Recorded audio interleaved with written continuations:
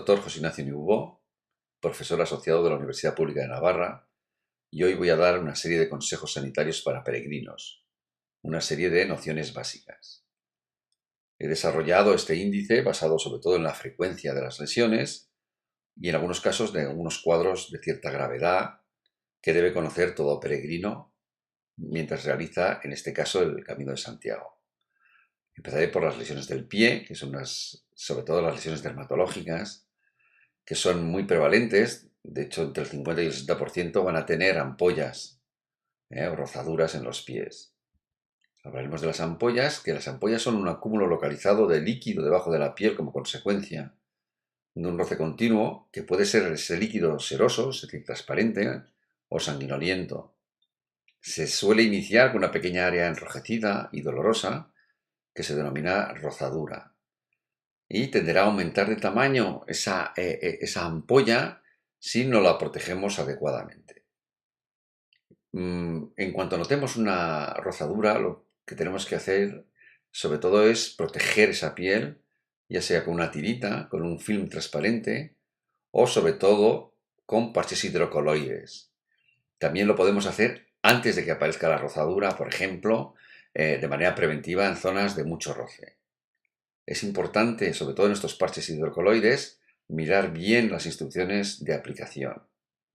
Es importante tener la piel muy seca y podemos calentar un poquito este parche hidrocoloide con las manos para favorecer su adherencia y sobre todo usar un tamaño adecuado a la lesión. Una ampolla y no molesta, vamos a protegerla con un parche hidrocoloide. Si molesta, podemos pincharla tras desinfección siempre de la piel y la aguja, no utilizar un hilo para pasarlo a través de la ampolla y vaciarla, eso sí, completamente. No quitaremos la piel y encima pondremos un parche hidrocoloide o, si no lo tenemos, una tirita con antiséptico y ambos dos con compresión para evitar que se mueva. Si se usan los parches hidrocoloides, generalmente hay que dejar que se caigan espontáneamente, que se caerán aproximadamente a los 5, 6 o 7 días. Y una vez que se ha caído, se han despegado, se desinfecta la zona con yodo. Generalmente lo que ha pasado es que ha dado tiempo más que suficiente para que la piel del fondo de la ampolla haya epitelizado, es decir, cree una nueva capa de piel muy fina y sea suficiente para que no produzca dolor y sirva también como barrera. También, si la ampolla está dura y blanquecina y el lecho de debajo está epitelizado, se puede recortar esa piel y aplicar antiséptico y luego poner otra vez una tirita, otro parche hidrocoloide, porque esa piel fina de abajo va a lesionarse o a erosionarse con cierta facilidad. Las ampollas, si son muy dolorosas, o están rojas o calientes alrededor, o cambia de color el líquido interior, perdiendo su transparencia, eso nos va a indicar que se está infectando. Entonces hay que tratarla como una herida infectada.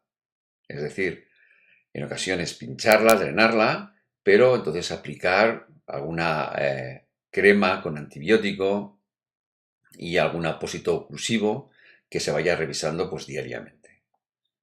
Los callos o hiperkeratosis son un engrosamiento circunscrito de las capas profundas de la piel y es más debido a la presión continua más que al roce. Generalmente se suelen utilizar cremas exfoliantes o vaselina sobre todo para prevenirlo, las cremas exfoliantes para quitar ese exceso de capa córnea y lo protegeremos con tiritas, siliconas o parches hidrocoloides. Las infecciones por hongos, sobre todo la tiña pedis o la onicomicosis. Onicomicosis significa infección por hongos, pero en las uñas son bastante frecuentes. Lo favorece la sudoración, la falta de higiene, el calor, la humedad. Hay que evitar sobre todo la sudoración excesiva con cremas de aluminio. Los calcetines tienen que ser de algodón, cambiarse diariamente y si es necesario 2 veces al día de calcetines. Usar las chancletas en las duchas por el fenómeno de transmisión y utilizar pomadas y o polvos antimicóticos y secarse sobre todo muy bien los pies. Las alergias de contacto están producidas por la irritación de ciertas sustancias sobre la piel. Suelen ser los calcetines, y sobre todo si no son de algodón, material de botas, chancletas. En ocasiones es difícil distinguirlas con infecciones por hongos, porque también son muy pruriginosas, producen mucho picor. Y lo primero que tenemos que hacer es evitar el alérgeno y utilizar pomadas con corticoides. Los hematomas subungueales, es decir, hematomas debajo de la uña, suelen ser muy frecuentes y generalmente son debidos al golpeteo constante del dedo en el zapato. Si duele, se puede evacuar pues perforando la uña, o si ese hematoma subungueal es extenso por debajo de la uña, como nos fijamos en la imagen de la derecha, no hace falta perforar la uña, sino por debajo de la uña, en esa zona negra, podemos pinchar un poquito, siempre con algo, con una aguja, pero previamente desinfectada. Muy frecuente también es la xerosis del talón, es también una hiperkeratosis, o sea, un aumento de capa córnea en la zona del talón, que suele ser por un roce excesivo, y podemos aplicar vaselina como prevención o pomadas también queratolíticas a base de urea para disminuir el tamaño de la capa córnea. La uña encarnada es una infección por bacterias y hongos en ocasiones, suele ser de flora bacteriana mixta, y lo que se produce es que se clava la esquina de la uña en la piel, generalmente debido a dos cosas fundamentales, que una es por la forma, a veces en forma de teja de la uña, y sobre todo por el corte, se corta mal, en vez de cortarlo longitudinalmente, lo que se hace es se corta también las esquinas, con lo cual, a medida que crece una de las esquinas, se va clavando debajo de la piel. Hay que poner pomadas antibióticas, a veces hay que dar antibióticos por vía oral, y lo mejor de todo es que lo valore un sanitario o un podólogo.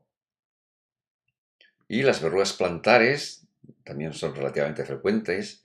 Están producidos por un virus que se llama el papiloma vírico, muy contagioso sobre todo por las duchas, el andar descalzo. Es una especie de callo que tiene un aspecto de verruga y generalmente es curioso porque no está en las zonas de roce o de carga, que es donde están los callos, sino en otros sitios del pie. Y suele doler sobre todo más al pellizcamiento, pellizcándolo, que a la presión. Y el tratamiento es podológico, sobre todo por su alta contagiosidad. Ahora sobre los cuadros alérgicos. Generalmente lo que más vamos a ver son cuadros alérgicos locales, urticarias y angioedema. Generalmente pues, la causa suele ser por contacto, tanto plantas como picaduras, y podemos ver la clínica en que es un edema, de una inflamación local, con picor, con dolor, con abones, que son lesiones sobrelevadas, circunscritas, rojas, picantes. Si nos aparece cerca del cuello o porque nos ha picado un insecto en el paladar o en la lengua, hay que extremar las precauciones y vigilar sobre todo que ese edema no provoque una dificultad respiratoria. Hay que aplicar rápidamente hielo local. Se trata generalmente con cremas con corticoides y con hielo, y también con corticoides y antihistamínicos tanto por vía oral como inyectable. Y es muy importante observar que son síntomas locales y que no se generalizan, pudiéndonos provocar un shock anafiláctico. Otra manera de clasificar las alergias es la generalizada, que puede ser leve. Es una alergia generalizada que puede provocar una hipersensibilidad de carácter leve, con estornudos, picor de ojos, mucosidad nasal, un eritema, un color rojo de la piel, también muy pruriginoso, muy picante. O también una forma grave, que es una auténtica urgencia médica, que es la anafilaxia, que se define como un síndrome de hipersensibilidad con afectación multisistémica y potencialmente letal. Quizá lo importante sea reconocer los signos de alarma, los más precoces, como suelen ser los picores en las palmas y en las plantas, y en genitales o generalizados, y sobre todo también hormigueos alrededor de la boca y de la lengua. También otro signo importante son la dificultad respiratoria, la opresión torácica, el pulso acelerado, las palpitaciones, puede provocar todo esto una hipotensión y shock. Y el tratamiento es adrenalina, siempre de carácter urgente y asociado a corticoides. Vamos a hablar ahora de la gastroenteritis y de la deshidratación. La gastroenteritis aguda generalmente tiene una causa infecciosa y consiste en la realización de muchas deposiciones líquidas acompañadas en ocasiones de vómitos, fiebre, malestar general, dolor abdominal, etc. Debemos pensar en derivación médica cuando esta diarrea acuosa es profusa con deshidratación añadida, cuando aparece sangre en heces, cuando la fiebre es más de 38 o 39, hay más de 6 deposiciones durante más de 2 días, no solo un día es normal, pero si ya aparece más de 2 días con signos encima de deshidratación, pues tenemos que valorar una derivación médica. También si hay un dolor abdominal importante, si hay enfermedades sistémicas concomitantes, pacientes diabéticos, o también con tratamiento antibiótico reciente. Los signos de deshidratación fundamentalmente van a ser, sobre todo en la leve y moderada, pues la sed, la boca pegajosa, la lengua también muy seca, también la piel muy seca, no se orina mucho, suele haber dolores de cabeza, calambres musculares. Y cuando ya los signos de deshidratación son graves, pues no se orina, o la orina es amarilla muy oscura o de color ámbar, la piel se seca y se arruga, que lo podemos comprobar, por ejemplo, en el dorso de la mano, lo pellizcamos y se queda ese pliegue, o también en la zona del pecho. Suele haber irritabilidad, confusión, mareos o aturdimiento. Los latidos y la respiración suelen ser muy rápida, los ojos suelen estar hundidos y puede haber una inconsciencia o también delirio. Tratamiento básico, sobre todo en las leves y moderadas, pues va a ser la rehidratación más sales minerales. Generalmente a través de soluciones de rehidratación oral de la farmacia, el típico suero oral, pero podemos tener también o hacer lo que se llama la limonada alcalina, que es una mezcla de 1 litro de agua, ponemos el zumo de 2 limones, media cucharadita de sal, media de bicarbonato y 4 cucharadas de azúcar. Las bebidas isotónicas son útiles, por supuesto, sobre todo en pacientes sanos y con diarrea y sin signos de deshidratación. Las bebidas de cola no tienen la osmolaridad adecuada, igual que las bebidas isotónicas tampoco tienen, cuando hay una deshidratación importante, una osmolaridad adecuada. El tratamiento básico también va a consistir en la alimentación, generalmente ayuno, y en cuanto se tolere la vía oral, pues iniciar la alimentación. Ya no es aquello de ayuno durante 6 horas, 12 horas, sino que en cuanto el paciente o el enfermo tolere la vía oral, pues darle ya alimentos. Solamente tenemos que evitar temporalmente la leche y derivados, excepto el yogur. Podemos proponer una dieta astringente a base de plátanos, pues agua de arroz, manzana, etc. Dentro de los trastornos de la temperatura y del sol, iniciaremos por los más leves, que es las quemaduras solares, por exposición generalmente a los rayos ultravioleta B. Evidentemente la prevención va a ser el filtro solar, utilizar sombrero o gorra, vigilar las horas de caminar y usar gafas de sol. Hay que pensar también que hay muchos fármacos y pomadas que son fotosensibilizantes, hay que ver las instrucciones de uso. Es decir, que no las podemos poner en exposición solar porque eso va a favorecer la quemadura solar. Generalmente las quemaduras van a ser de grado 1 y de grado 2, esas son las más frecuentes.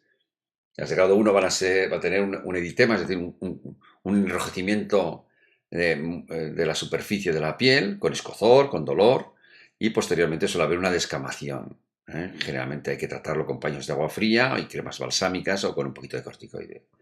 Las de segundo grado las valoramos sobre todo porque se forman ampollas. El tratamiento local suele ser antisépticos y en ocasiones hasta pomadas con antibiótico y corticoides. Generalmente, como norma general, si tiene más de 2 palmos, pues habría que hacer una valoración sanitaria por las posibilidades de infección, de deshidratación, etc. La insolación es muy frecuente dentro de los peregrinos. Es por efecto de la radiación solar y generalmente con la cabeza descubierta, aunque no tiene por qué ser siempre así. Los síntomas van a ser dolor de cabeza, fiebre, escalofríos, náuseas, vómitos y debilidad muscular. Hay que vigilar sobre todo que no evolucione a un golpe de calor y tomar rápidamente una serie de medidas preventivas y de enfriamiento que vamos a ver dentro de un momento. Y en este caso sí que pueden ir bien los analgésicos. El golpe de calor es una emergencia médica por un aumento exagerado de la temperatura corporal de más de 40 grados.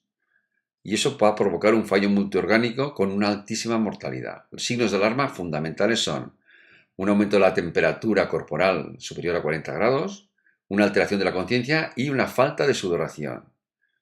Hay dos tipos, sobre todo la activa, deportistas, trabajadores, peregrinos, y la pasiva, como pueden ser niños, ancianos y personas que son susceptibles con enfermedades crónicas, etc.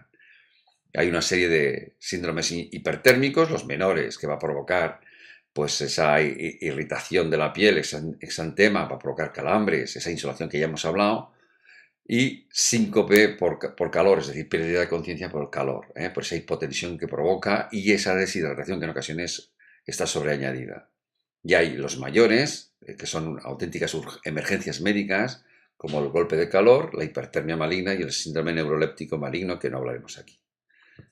El golpe de calor, sobre todo, está provocado porque existe una deshidratación con pérdidas de agua superiores al 6 al 10% de la masa corporal. Y esto juega un papel fundamental. Hay que cuidar sobre todo el caminar con fiebre y ver qué medicamentos y qué fármacos y si se toman cierto tipo de drogas. También influye mucho la temperatura del ambiente y su humedad.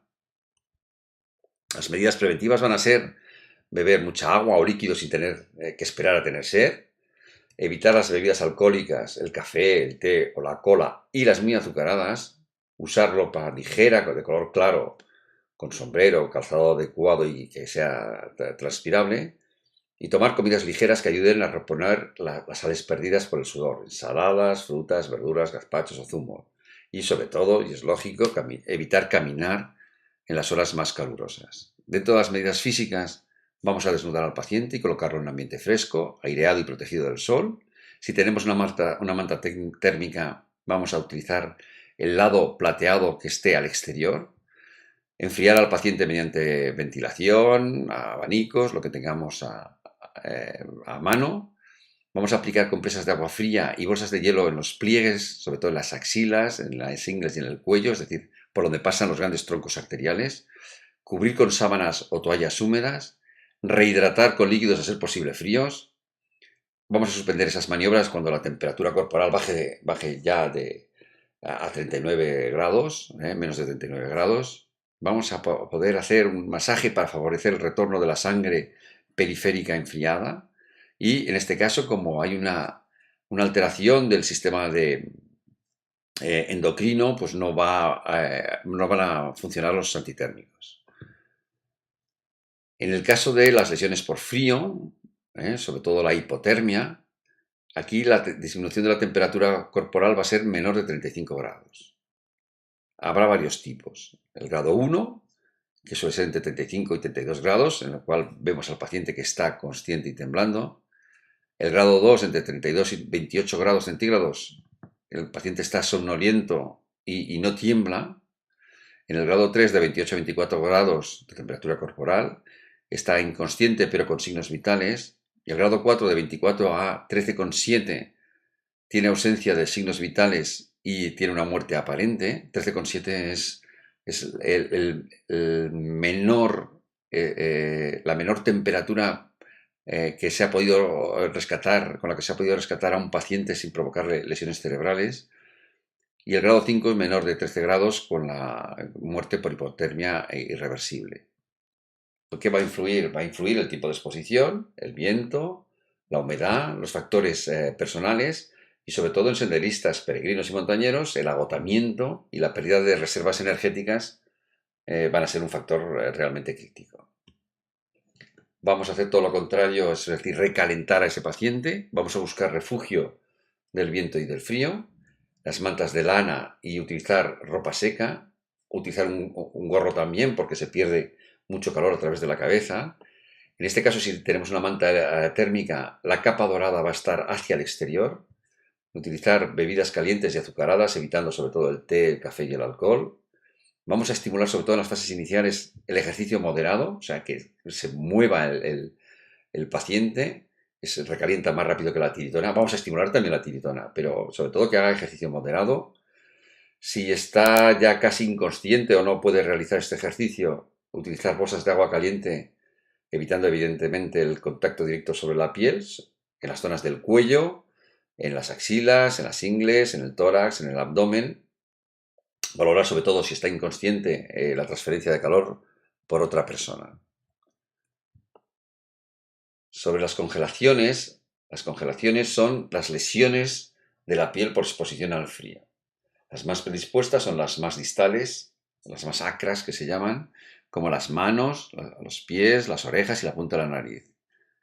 Los primeros signos van a ser el frío, el dolor, la anestesia y el eritema color rojizo, pero sí, con el paso del tiempo, si sigue esa exposición al frío, pues va a ser de color pálido. Y también con el paso del frío, y cuanto más profunda es la lesión, va a haber un acartonamiento de la piel.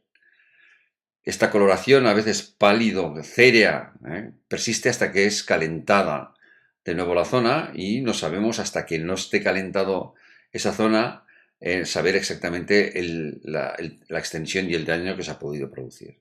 Hay 4 grados de lesión, como las quemaduras. En la mano izquierda vemos ese eritema, esa coloración más bien rojiza, es el grado 1. En el grado 2 nos aparecen esas ampollas de líquido transparente. Sigue teniendo buen pronóstico, pero ya en el grado 3, que son unas ampollas más bien hemorrágicas, igual que en el grado 4, donde hay esas lesiones necróticas de color negro, pues tiene un muy mal pronóstico. El tratamiento, hay que buscar una buena protección local para evitar los traumas mecánicos, la piel está muy sensible, no hay que frotar para nada la zona, hay que alejar el miembro afectado de las fuentes de calor y evitar la ingesta de alcohol y de sedantes. Lo primero de todo es garantizar el recalentamiento general del paciente, la temperatura corporal, antes de pensar en el calentamiento local. Hay que evitar sobre todo los ciclos de descongelación, recongelación. Hasta que no estemos seguros de que podemos, o sea, es decir, que tenemos al paciente seguro y ya bien caliente, no debemos iniciar la descongelación de la zona congelada. El recalentamiento va a ser rápido del miembro afecto mediante, sobre todo, la inmersión en agua de unos 40-42, hay autores que dicen 39, bueno, pues 39, 40, 42 grados durante de 15 a 30 minutos. No está indicado el calor seco ni el recalentamiento lento. Y los signos favorables van a ser que el eritema se va convirtiendo a un color violáceo y se va ablandando sobre todo la piel. Vamos a hablar de los cuadros sincopales, de la lipotimia, denominada también desmayo. Es un episodio transitorio de pérdida de conciencia, generalmente de unos 20 a 30 segundos, por hipoperfusión cerebral, es decir, porque le falta riego hacia el cerebro. Las causas más frecuentes suelen ser las vasovagales, hipotensión ortostática. Estas son las más frecuentes, aunque también pueden tener un origen cardiogénico. Puede estimularlo el dolor, el estrés emocional, una estimulación gastrointestinal, la tos también, la presión sobre el seno carotídeo que está a nivel de las arterias del cuello, el giro brusco de la cabeza, las prendas apretadas como pañuelos y corbatas, y dentro de la hipotensión ortostática, sobre todo y más en peregrinos, el calor y los cambios posturales. Los síntomas iniciales suelen ser una sensación de calor con molestias gástricas y abdominales, y posteriormente haber trastornos visuales. Se ve con dificultad, mareos, es característico la sudoración profusa, fría, la fatiga, los trastornos auditivos, por ejemplo, los ruiditos en los oídos, y sobre todo, muy característico y que diferencia de otros tipos de desmayos y de síncopes, es la palidez, una palidez bastante importante. El tratamiento debe ser, en cuanto uno note los primeros síntomas, debe tumbarse con el suelo y poner las piernas elevadas. Inmediatamente, si es alguien que tenemos al lado, pues hay que ayudarle para que se tumbe rápidamente, no que se siente, sino que se tumbe bien tumbado y, como hemos dicho, elevar bien las piernas aflojar la ropa. Hay que girar el cuello para evitar tragarse la lengua, porque a lo mejor al estar tumbado y en extensión el cuello, no en hiperextensión, sino en extensión, pues la lengua cae hacia atrás y tiene una dificultad respiratoria, con un ruido característico. Ponerlo cuando podamos un ambiente fresco o lograr un ambiente fresco, ventilando con un abanico, con lo que tengamos a mano.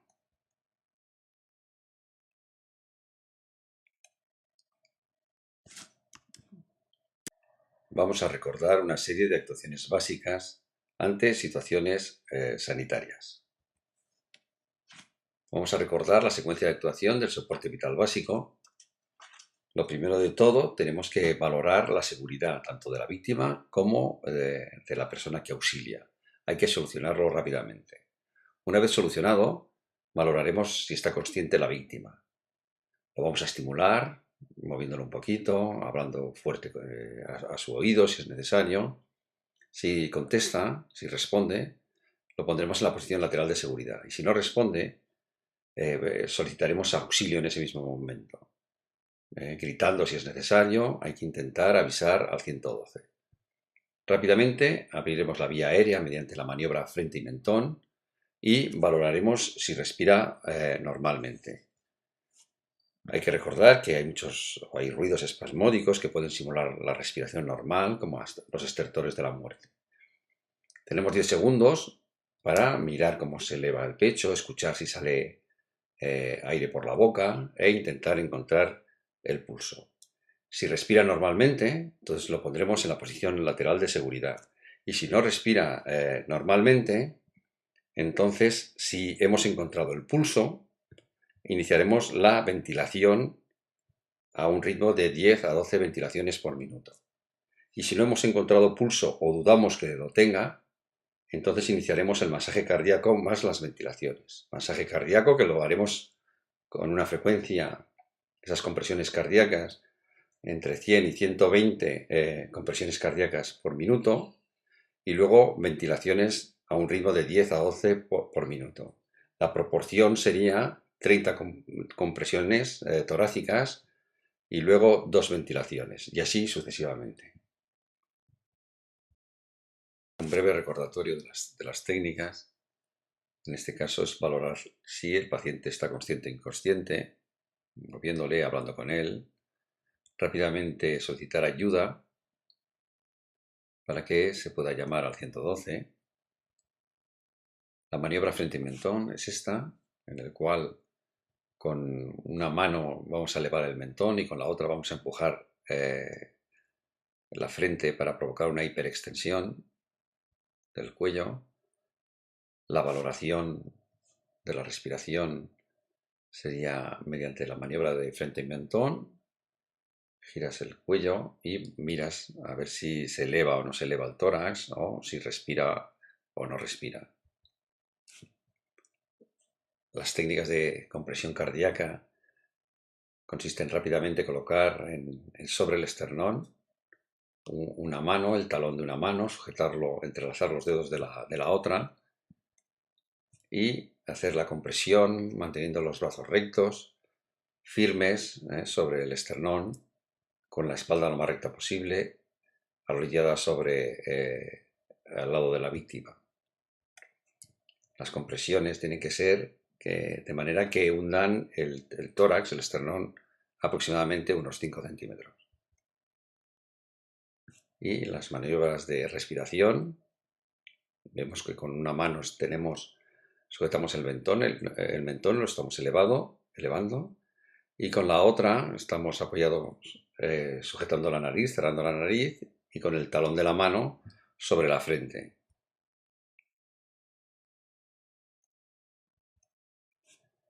La posición lateral de seguridad, que todos conocemos, simplemente mirarla un momentito para recordarla. Girar la mano de un lado en la posición del lado donde vamos a girar al paciente, con la otra ponerla en el lateral del cuello, encoger la pierna, flexionar la rodilla y entonces traccionar para poder hacer el giro con naturalidad. Recordar la secuencia de actuación Se puede parar el vídeo y mentalmente hacer otra vez la secuencia de actuación aplicando las técnicas que acabamos de ver hace un momento. Vamos a recordar cómo actuar ante las hemorragias. Lo primero de todo es inspeccionar la zona que está sangrando, valorar también el objeto que ha provocado o el traumatismo que ha provocado esa hemorragia. Rápidamente, lo primero que hay que hacer es comprimir ese punto de sangrado con gasas, telas, etcétera. Si están las extremidades, elevar las extremidades. Nos podemos ayudar también, si sangra mucho, con la presión de los troncos arteriales, como luego veremos, y realizar un vendaje compresivo. Vendaje compresivo, se coge un montón de gasas, de telas, lo que sea, y se comprime lo máximo posible. Si se va empapando, vamos añadiendo capas de gasas y telas y así sucesivamente. Podemos ir retirándolas si es necesario, las últimas capas, y poniendo otras nuevas encima, pero siempre evitando quitar las que están más próximas a la herida, ya que eso estimula otra vez el sangrado. Excepcionalmente podemos utilizar el torniquete que de hacerlo, ya sabemos, tiene que ser ancho, y siempre hay que avisar a la hora que se ha puesto. Y rápidamente tapar al herido. Hay diversos puntos de presión arterial, hay muchos puntos de presión arterial, pero los básicos y los que nos van a sacar de problemas generalmente son dos. Uno en la extremidad, para la extremidad inferior, y otro para la extremidad superior.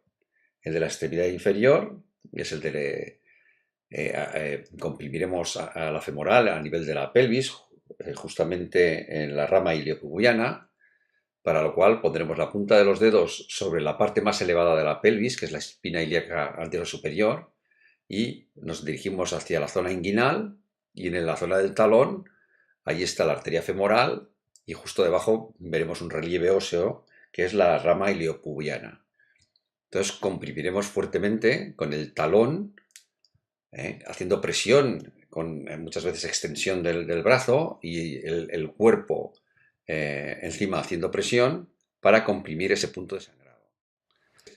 Podemos también situarnos entre medio de las piernas del paciente, y si estamos solos, pues además hacer la compresión y poner la extremidad en la zona del hombro del socorrista, como en este caso. De hecho, una simulación.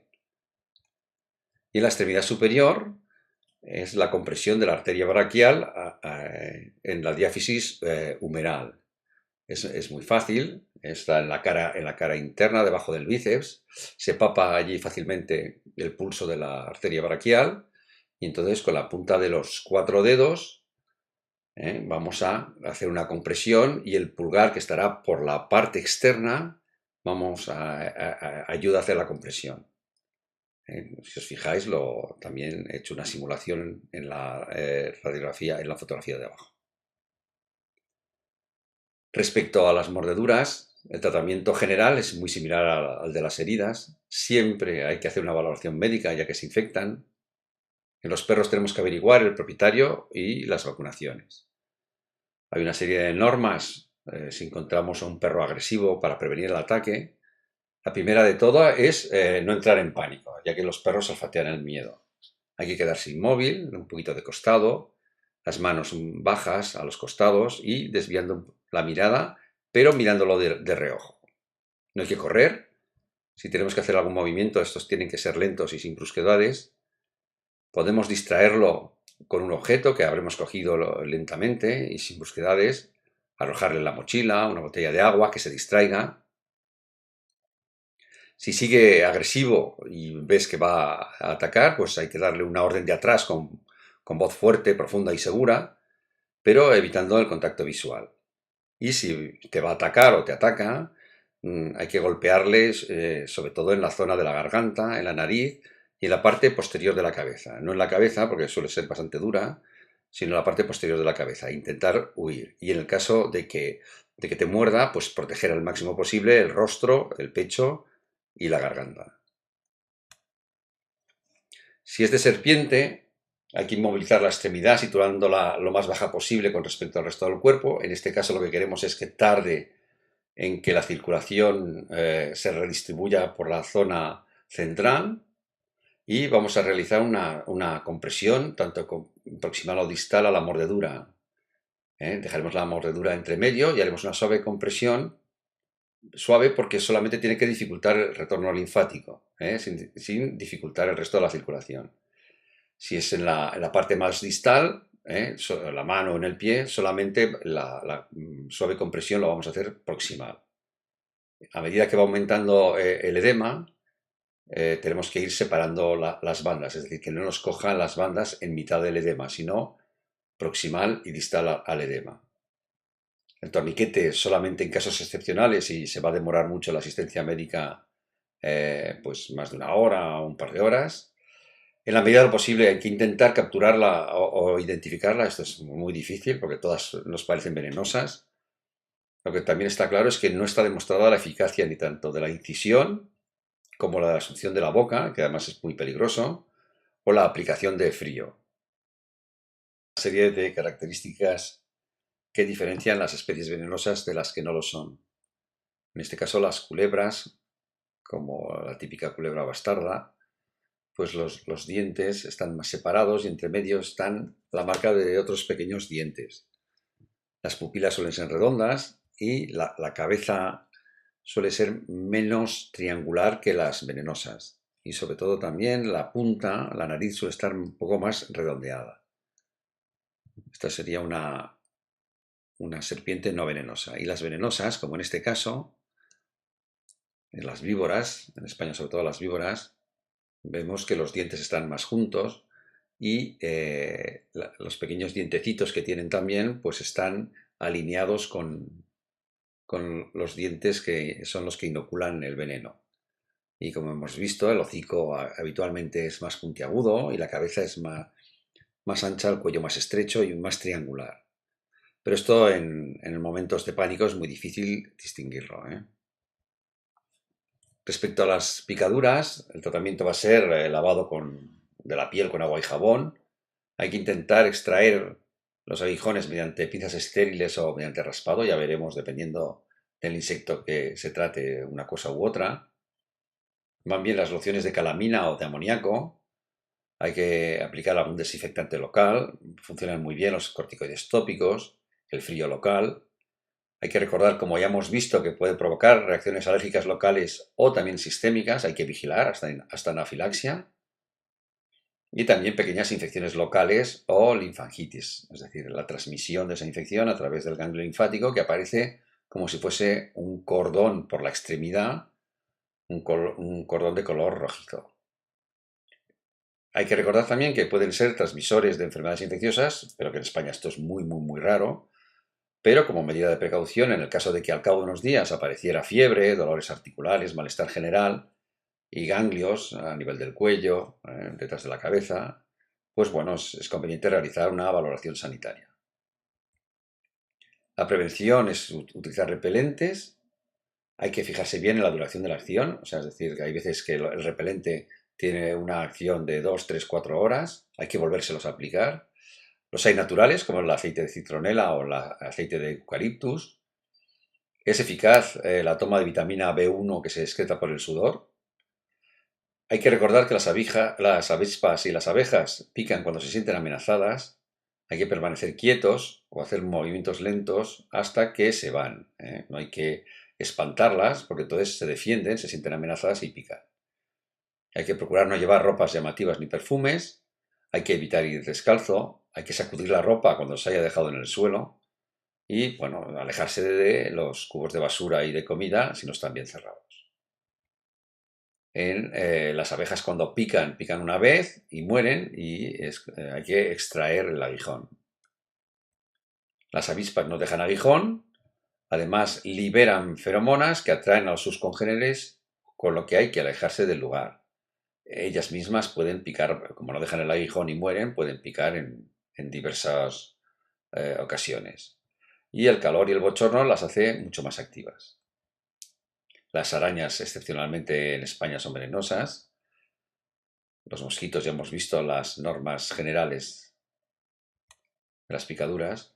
Los escorpiones lo mismo. En España prácticamente pues, no producen muertes salvo en niños. Si hay una sintomatología general, pues hay que hacer una observación hospitalaria.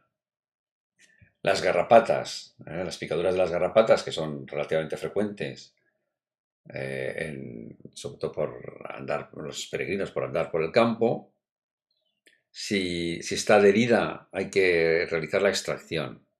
La extracción generalmente se hace con una tracción suavecita y constante, lo más cerca de la piel, cogiendo un poco la cabeza. Hay que evitar que se quede la cabeza en el interior, por lo cual no hay que tirar de las patas ni retorcerlas, porque va a ser un granuloma. Y parece que no está indicado utilizar el éter, barniz, laca de uñas, aceites, ya que esto les estresan y pueden liberar las sustancias tóxicas. Las pulgas, también las picaduras de las pulgas generalmente suelen estar en animales, pero bueno, pueden picar también al ser humano. Serían pues lesiones ligeramente sobrelevadas, un poquito dispersas.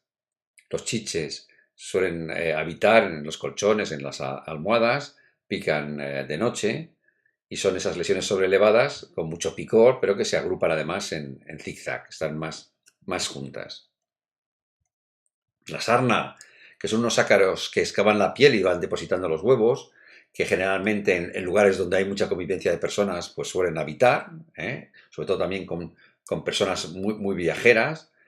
La eclosión de esos huevos a los 21 días va a provocar una respuesta alérgica local y un intenso picor, sobre todo nocturno. La erupción cutánea puede estar en la cabeza, en la cara, cuello, en las plantas y en las palmas. Y a veces se observa sobre todo entre los dedos un surco, que es el surco que hace el ácaro por debajo de la piel.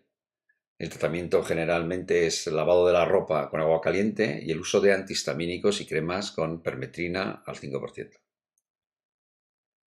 De las heridas, las recomendaciones, el tratamiento básico, pues hay que lavarlas con abundante agua y jabón, es lo que mejor desinfectante. Si tenemos a mano, aplicar antisépticos tipo clorexidina o yodo. Vamos a tapar con gasas o paños limpios, evitar el algodón. Si hay una hemorragia, pues vamos a ver recordar lo de los primeros auxilios y recordar también que las mordeduras, la valoración médica es obligatoria. En el tórax, si esta herida es en el tórax, aparecerá tos, un silbido por la herida al respirar, dificultad al respirar, un esputo con sangre, puede llegar al shock. Si hay un objeto clavado, no quitarlo. Y si hay un orificio, taparlo muy bien para que no salga aire, con gasas y pañuelos. Y al paciente no dar bebidas ni comidas, si acaso humedecer un poquito la boca con gasas, pañuelos mojados, etc. Y la postura es sobre todo pues semisentada. Voy a describir casos excepcionales, pero que también se pueden dar. Es en el caso de que penetra el aire en la pleura, por ejemplo, a veces de manera espontánea, pero en algunas ocasiones, pues por fracturas de costillas. Los signos van a ser una dificultad respiratoria intensa y progresiva, además con sensación de muerte, o sea, es decir, el paciente se está muriendo, además te lo dice, una respiración y pulsos muy rápidos, con unos labios cianóticos, azulados, una sudoración fría y es característico la distensión de las venas cervicales, de las yugulares, porque lo que está provocando es que el paso de ese aire al interior de la pleura no tiene una salida, luego va llenando cada vez más y va desplazando lo que es la tráquea y el mediastino con todos sus grandes vasos hacia el otro lado. Hay que hacer de manera urgentísima, es una perforación, hay que pinchar esa pleura para que salga ese aire. Generalmente el lugar indicado está en el segundo espacio intercostal, a nivel de la mitad, se calcula la mitad de la longitud de la clavícula y en ese punto se perfora con lo que se tenga a mano, evidentemente, y solo el hecho de quitar presión en la pleura, pues empiezan a encontrar una mejoría rápida. Se puede a la vez poner un sistema valvular, es decir, aquello con lo que hemos pinchado. Si es canulado, puede ser hasta un bolígrafo Bic, que esté canulado, y en la parte más distal se coloca una goma. Se dice que eso es el preservativo. Se puede poner un preservativo, una goma, en el cual la dejamos atada, cortamos un poco la puntita de manera que cuando sale el aire eh, no hay ningún problema, pero cuando quiere entrar aire se colapsa e impide que entre aire. Es un mecanismo valvular de salida de aire. Esto es excepcional. Lo comento para casos realmente excepcionales, pero que la actuación tiene que ser absolutamente rápida. Las heridas de abdomen, si hay un objeto clavado, no quitarlo. Si hay una salida visceral, no reintroducirla. Aquello que hemos comentado de no dar bebidas ni comidas y tapar con lo más limpio que tengamos a mano. Y en este caso la posición un poco sería tumbado con las piernas encogidas. En las luxaciones y fracturas, luxaciones ya sabemos que es salir un hueso de su articulación de manera completa o incompleta, y las fracturas pues una solución de continuidad de ese hueso. Siempre, siempre, siempre hay que valorar el pulso y la sensibilidad, eso nos va a marcar mucho la urgencia. Hay que valorar también las lesiones asociadas, muchas veces no solamente se fractura un sitio, sino que hay otras y de más gravedad que también, aunque sean menos aparatosas, nos va a provocar grandes problemas. No, si no se sabe, por supuesto, no reducir nunca ni una luxación ni una fractura. En las fracturas, sobre todo abiertas, no reintroducir los extremos de la fractura, ya que están contaminados. O sea, lo que vamos a hacer, si lo volvemos a introducir, por ejemplo, traccionamos una fractura diafisaria de tibia y peroné, traccionamos, se vuelven a meter en el interior, estamos introduciendo esas puntas contaminadas dentro del organismo, con lo cual vamos a favorecer mucho la infección. Si hay una herida asociada, taparla siempre con paños limpios y sobre todo inmovilizarla en posición lo más funcional posible y organizar el traslado. Voy para terminar a hablar 4 nociones sobre, más que nada van a ser visuales, sobre vendajes e inmovilizaciones. Podemos realizar vendajes con muchos materiales, igual que inmovilizaciones, pero me parece especialmente útil la utilización de los vendajes triangulares, que pueden ser cuadrados, que girados por sobre su base se conviertan en triangulares. Generalmente suelen ser de una medida de lado de 90, con lo cual la base tiene una longitud de aproximadamente unos 127 centímetros. Con esto, girándolos sobre sí mismo, vamos a poder hacer lo que llaman los americanos corbatas, en los cuales vamos a poder realizar unos buenos vendajes. Y como vemos también en la imagen de la derecha, podemos unir dos vendajes triangulares para hacer realmente un vendaje mucho más grande o mucho más ancho, según las necesidades. La idea es simplemente que os fijéis, pues, si es necesario, pues paréis el vídeo y os fijéis la manera de realizar un vendaje en una mano, en un pie, por ejemplo, en la rodilla, con estos vendajes, como hemos dicho, triangulares, en los cuales hemos doblado y se han hecho más alargados, con un codo, por ejemplo, y una inmovilización de hombro en la parte inferior derecha, para inmovilizar en el área de la cabeza o tapar o hacer un vendaje, por ejemplo, en un ojo, en una oreja, en el hombro, fracturas de clavícula, luxaciones de hombro, fracturas diafisarias de húmero. Hay diversas formas de inmovilización. Si utilizamos este vendaje triangular, pues ahí vemos varias formas. En el caso que no tengamos, pues podemos utilizar también, como no, pues una corbata, pues un cinturón. Por ejemplo, en el de la parte superior derecha vemos que lo que ha hecho es enrollar la propia camisa. También ha enrollado la propia camisa y sirve como cabestrillo para las fracturas, por ejemplo, de clavícula, esos tensores, mediante 2 cinturones. Inmovilizaciones más rígidas, añadiendo, por ejemplo, elementos de sujeción, como puede ser una madera, como puede ser un bastón al caminar. Lo mismo en la parte inferior vemos para antebrazo, para mano, muñeca. Importante almohadillar bien la palma de la mano. Podemos colocar este vendaje triangular en la palma, un calcetín en la palma de la mano, que esté limpio, por supuesto. Inmovilizaciones para extremidades inferiores.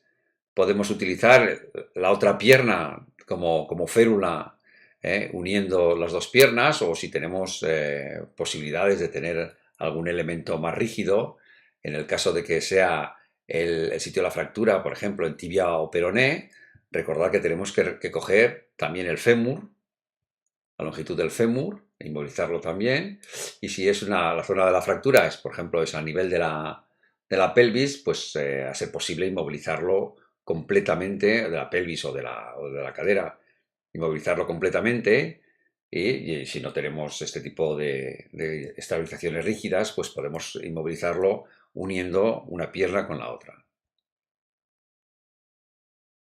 1000 sistemas de inmovilización. Y por último, pues si tenemos que trasladar a alguien, pues dos sistemas en los cuales pues son prácticos.